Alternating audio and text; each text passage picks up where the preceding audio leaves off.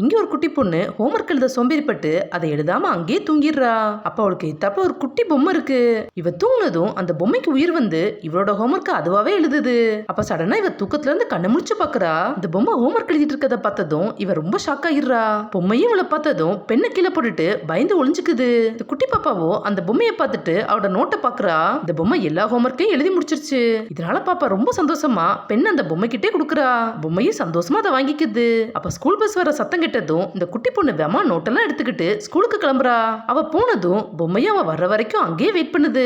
அன்னைக்கு அவ ஸ்கூல் முடிச்சுட்டு வந்ததும் இந்த பொம்மை எழுதி கொடுத்த ஹோம்ஒர்க்குக்கு டீச்சர் இவளுக்கு ஃபர்ஸ்ட் மார்க் போட்டிருக்காங்கன்னு சந்தோஷமா அந்த பொம்மை கிட்ட காட்டுறா.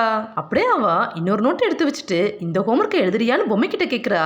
பொம்மையும் சரின்னு அந்த ஹோம்ஒர்க் எழுதுது. அது அந்த ஹோம்ஒர்க்கை முடிச்சதும் அது கொஞ்சமா வளருது.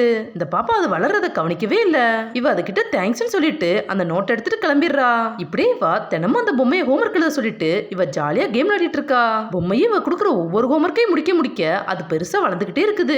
கடைசியா அது இவளோட ஹைட்டுக்கு வளர்ந்துருச்சு. ஒரு நாள் இவ தூங்கிட்டு இருக்கும்போது அந்த பொம்மை இவளை எழுப்புது. இவளும் என்னன்னு திரும்பி பாக்குறா. அங்க அந்த பொம்மை இவளோட பேக்க மாட்டிக்கிட்டு இவள மாதிரியே ஸ்கூலுக்கு போறதுக்கு ரெடியா இருக்கு. அது இவகிட்ட நான் உனக்கு பதிலா ஸ்கூலுக்கு போறேன், நீ கேம் விளையாடிட்டே இருன்னு வீடியோ கேம் அவகிட்ட கொடுக்குது. இவளும் அந்த கேமை வாங்கிட்டு ரொம்ப சந்தோஷமா விளையாடிட்டு இருக்கா.